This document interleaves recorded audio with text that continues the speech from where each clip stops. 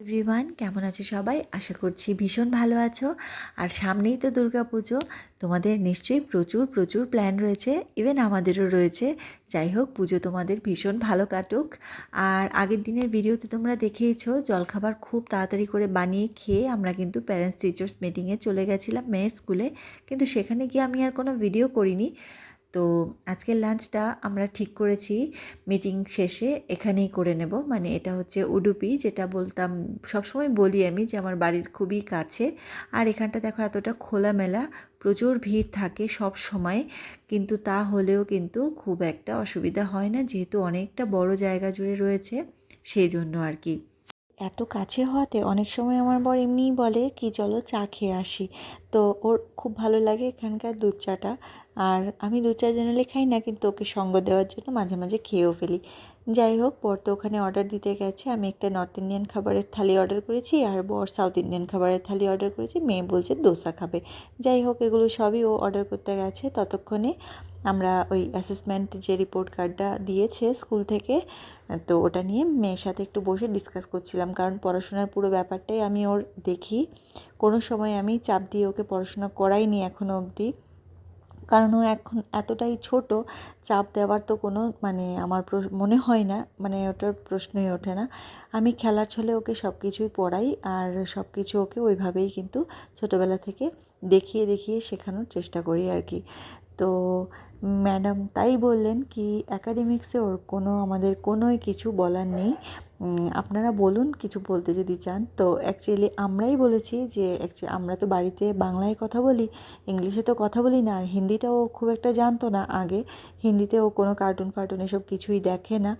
তো সেই জন্য ওর একটু অসুবিধা হচ্ছিল আর কি প্রথম দিকটা এসে। আর স্কুলে তো ছোটো ছোটো বাচ্চারা কানাডা, ওদের যেহেতু লোকাল ল্যাঙ্গুয়েজ ওটাতে কথা বলে, তো ম্যামকে ওটাই বললাম একটুখানি ওকে দেখতে আর কি, ও যাতে সবার সাথে মিশতে পারে। আর কানাডা ওদেরকে একটু একটু করে শেখানোর চেষ্টা করছে এখন, একটু একটু করে ওদেরকে স্বরবর্ণ ব্যঞ্জনবর্ণগুলোকে শেখাচ্ছে, রাইমস পড়াচ্ছে। তো আশা করছি আস্তে আস্তে ও মিশে যাবে এবং বেশ ভালো রকমভাবেই কিন্তু ও শিখতে পারবে আর কি। যাই হোক, বর তো ওখানে খাবার অর্ডার করতে গেছে। এখানে ছোটো একটা বাচ্চাকে দেখে মুনিয়া ইশারায় ইশারায় কী সব বলছিল। তো যাই হোক, ওর রিপোর্ট কার্ডটাই বারে বারে দেখছিল কীরকম কী করেছে আর কি। নিজেরটা দেখে নিজেই একটু একটু খুশি হচ্ছিল, আবার বলছিল মাম্মা এটা ভুল করেছি, ওটা ভুল করেছি। তো ইতিমধ্যে দেখো খাবারের থালি তো চলে এসছে। এটা হচ্ছে আমার হাজব্যান্ডের থালি, সাউথ ইন্ডিয়ান খাবার। আর এই হচ্ছে আমার মেয়ে, বলেছে দোসা খাবে। ও তো দোসা পুরোটা তো কখনোই খেতে পারে না, হাফ মতো খায়, তারপরে বাকিটা আমরা দুজন মিলে শেষ করার চেষ্টা করি আর কি। আর এইটা হচ্ছে আমার নর্থ ইন্ডিয়ান খাবারের থালি। নর্থ ইন্ডিয়ান খাবারের থালিটা আমার এত ভালো লেগেছে, এত ভালো লেগেছে। রুটি যেমন রয়েছে, তার সাথে একটুখানি ফ্রাইড রাইসের মতো রয়েছে, ছোলা রয়েছে, পনিরের একটা তরকারি রয়েছে, ডাল রয়েছে। নর্থ ইন্ডিয়ান থালিতে গোলাপ জামুন রয়েছে, আর সাউথ ইন্ডিয়ান থালিতেও এক রকমের মিষ্টি রয়েছে, সেটা হচ্ছে ওই সেমাই আর হচ্ছে সাবুদানা, এই দুটো মিক্স করে। নর্থ ইন্ডিয়ান থালিতে কার্ড রাইসও রয়েছে, রয়েছে পাঁপড় এক রকমের, আর সঙ্গে রুটি আর স্যালাড তো রয়েছে। আর এখানে সাউথ ইন্ডিয়ান থালিতে মিষ্টি তো রয়েছে, তার সাথে সাম্বার, রসম এগুলো রয়েছে।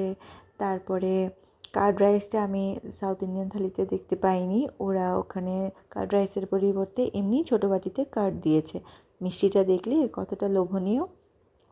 যাই হোক, জেনারেলি খুব একটা বেশি খাওয়া হয় না, আজকে তো খেয়েই নিয়েছি।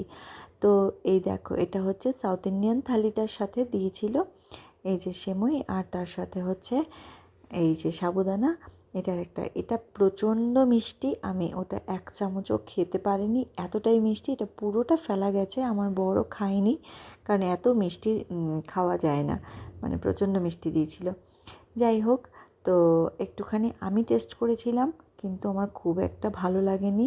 আর নর্থ ইন্ডিয়ান থালিটা আমার সাউথ ইন্ডিয়ান থালির থেকে অনেক অনেক বেশি ভালো লেগেছে। তারপর আমরা দুজনেরই ইচ্ছায় চা এসছে আমার জন্য, আর আমার বর বলেছে আমি চা খাবো না, তার জায়গায় আমি একটা লাসি নিয়ে নিচ্ছি। তো বর নিয়েছে লাসি, এবং লাসিটাও কিন্তু ভীষণই ভালো বানায় এরা। তো আর আমার মেয়ে এখানে দেখো অল্প অল্প করে খেয়ে যাচ্ছে ওর দোসা, কিন্তু পুরোটা খেতে পারেনি, অনেকটাই ফেলা গেছে, কারণ আমরা থালি খেয়ে তারপরে আর দোসা খাওয়ার মতো পেটে জায়গা ছিল না। তো এইভাবেই আমরা আমাদের লাঞ্চটা আজকে সেরে নিয়েছি। তারপরে আমরা টুকটুক করে বাড়ি চলে এসেছি। আর এখানে বাড়ি ঢোকার পথে দেখো আমার হাজব্যান্ডকে মেয়ে ঢুকতেই দিচ্ছে না, বলে বাবাকে ঢুকতে দেবো না, দিয়ে দুষ্টুমি করছে, একবার এদিকে যাচ্ছে আটকাচ্ছে, একবার ওইদিকে যাচ্ছে, ওই করে করে ও ওকে আটকাচ্ছিল। এইভাবেই আমাদের আজকের দুপুরটা কেটে গেছে। কেমন লাগলো তোমাদের আজকের ভিডিওটা অবশ্যই তোমরা কিন্তু জানিও, ভালো লাগলে লাইক করে দিও, সঙ্গে থেকো, পাশে থেকো, ভালো থেকো।